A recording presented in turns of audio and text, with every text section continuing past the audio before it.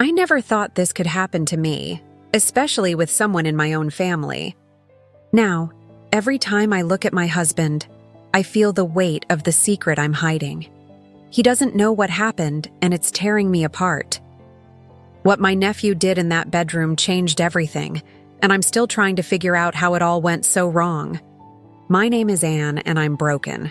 I vowed never to tell this story to anyone, but the guilt is killing me. Seeing my husband smile, hearing him play with the kids, his carefree spirit, it breaks me.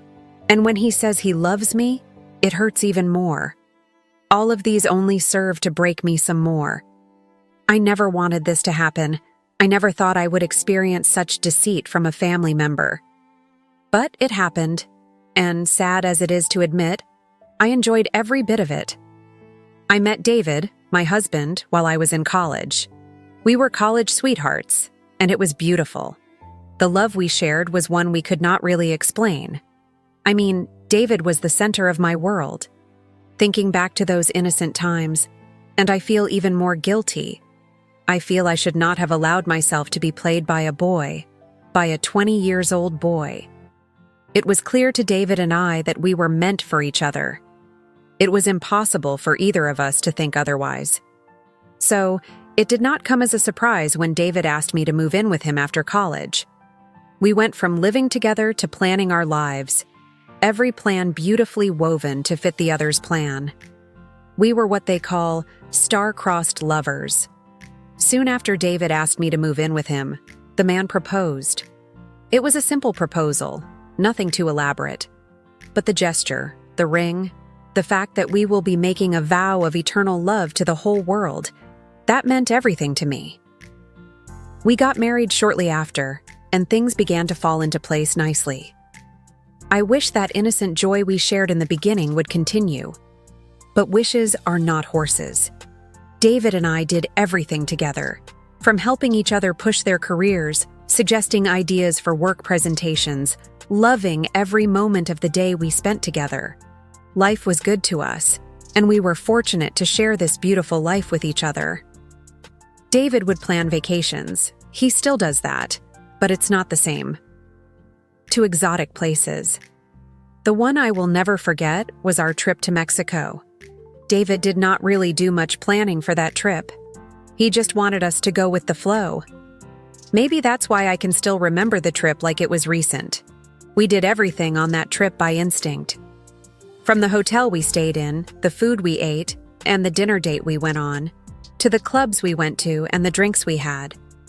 David wanted us to live on the wild side in Mexico, and we lived that life to the fullest. I can still remember our last night in Mexico, more like the last real night we shared that innocent joy that was the pillar of our relationship. David and I had gone to a club. After partying hard and drinking whatever it was we drank, he took me home and made senseless love to me. I mean, this man took me on the couch, on the floor, standing, on all fours, 40 positions in a lifetime of pleasure. It was like we knew that was the last night we would share the joy of true love, because after that trip, Sylvester came around, and my life went downhill from there. Sylvester is my older brother's 20-years-old son. The last time I saw this boy, he was an infant. I had no idea time had gone by like that. Sly had just been admitted to Caltech to study computer engineering. His father brought him to our house, as we lived very close to the school. The intention was not for him to stay with us, but at least he could come around any time they had holidays. The day I saw this boy, I was stunned. I mean, Sly was a spitting resemblance of my dad. I think that was why I became attached to him almost immediately. It was like I was seeing my dad again. But he was not my dad. He was the sad nephew that almost broke my marriage. But at that moment, when my brother introduced him to David and I gave him a big hug. Maybe the hug sent the wrong signals. I did not care.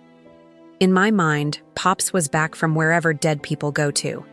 And I was not prepared to let him go. If only I knew. Not only was Sly a spitting image of our dad, he was also very handsome. I mean, this boy had large arms, a sweet fashion sense, and gosh, did he smell nice? Sly was the picture-perfect boyfriend I wanted in high school and never had. His physical features pulled me in, but his ability to hold a conversation, whatever it was, trapped me. Sly stayed with us for 3 days before going to the hostel. For those 3 days, we spoke about anything and everything. David worked 8 to 6 and was always out of the house. Since I worked remote, it was easy for me to keep Sly company. He would make breakfast, set the table, and come to my room to wake me gently. Sly did this the second day of his stay in our house. I remember almost throwing myself at him, thinking he was David.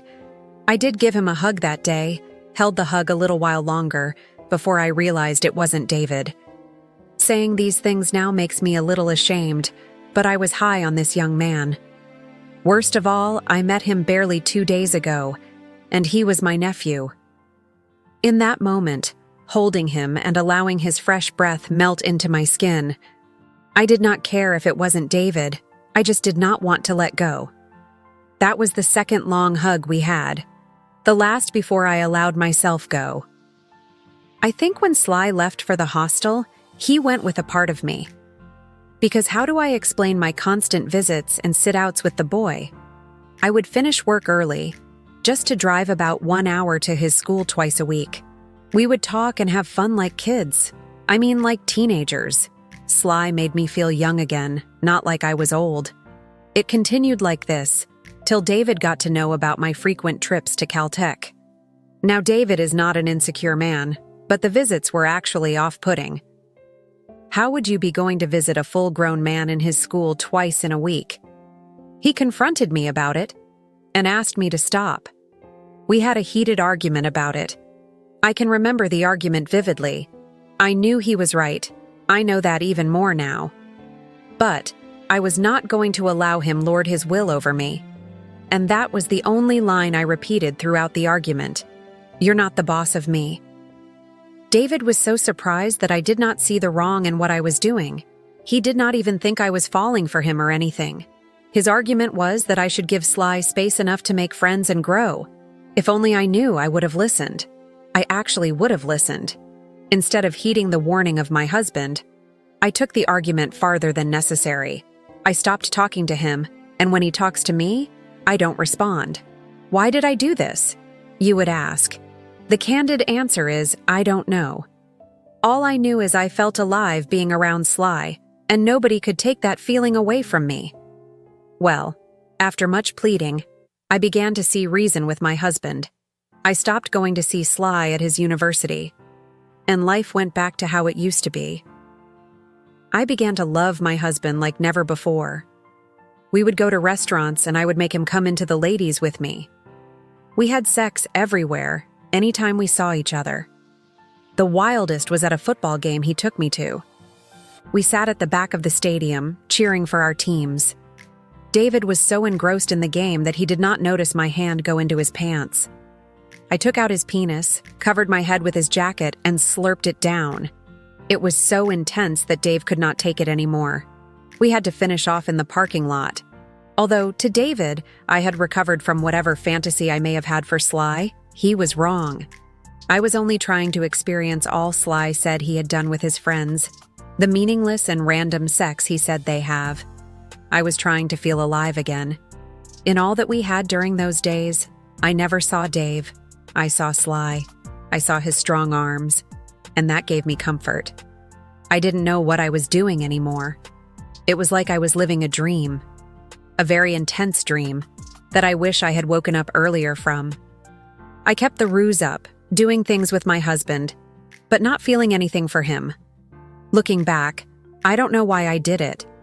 I mean, this man loved me with all of his being. I see how he protects me. So why? Well, the day Sly had me, everything changed. It was a normal Friday. David had gone to work, and I was in my workstation. I was not expecting anybody, so I wore one of David's shirts and a net pant. I did not have that much work to do, if I can remember vividly, that day. After about 2 hours in my office, I decided to do some house chores. I can't remember the song I played now, but I know a song was playing and it was loud and erotic. Probably The Girl's Mine by Michael Jackson. I went to the sitting room first, arranged and used the vacuum cleaner, while swaying my waist from left to right. I must admit, I was a little aroused that day, and it was evident at how I danced. I was still in the living room when I heard the door open. I immediately turned, and it was Sly. Normally, I should have run upstairs to change, but I did not. We stood for a while looking at each other, with Jackson's voice making the atmosphere more tense. After what seemed like ages, I called out to him. He smiled and sat down. The tension relaxed a little with that smile. We hugged and he sat and watched me clean. I was still on my panties and the big t-shirt. I still swayed from side to side. This time, I did it more. I knew Sly did not feel anything for me, and I did not want him to. But for reasons I don't know, I moved slowly, bent down to clean, and moved some more. After cleaning, I went upstairs to have my bath. I was in the bathroom when I discovered that my towel was not with me. Since Sly was around, I called out to him to help me get it. He comes upstairs, hands me my towel, and waits. I did not expect him to wait, but I did not expect him to go either. I come out of the bathroom with the towel on my chest and his bulging blue eyes on me. We stared at each other again. This time the look was final. I walked to the bed and sat. Sly followed. We sat there together, waiting and waiting. As I was about to talk, Sly planted a wet kiss on my lips.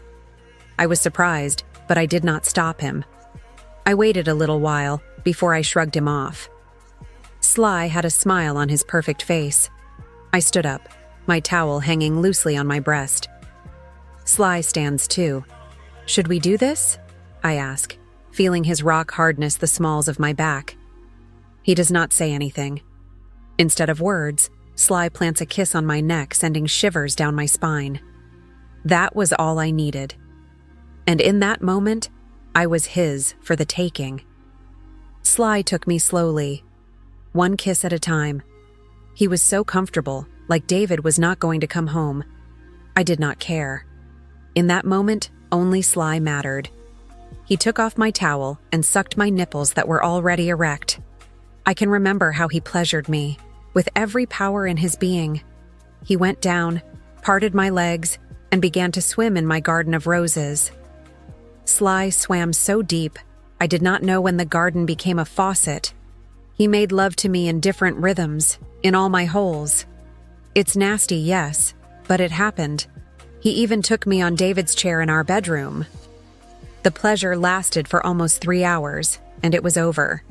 With a smirk on Sly's face, he left the house. And that was when the doom began. I did not know that Sly had planted a camera in the room when I was cleaning up in the bathroom. He placed the camera on David's table, directly on it. Little wonder he was so particular about having me in that direction. Well, he called me days after asking me to come to his hostel. The no I said began the blackmail. He sent me the videos and threatened to tell my husband and his father that it was his roommates that I had done it with.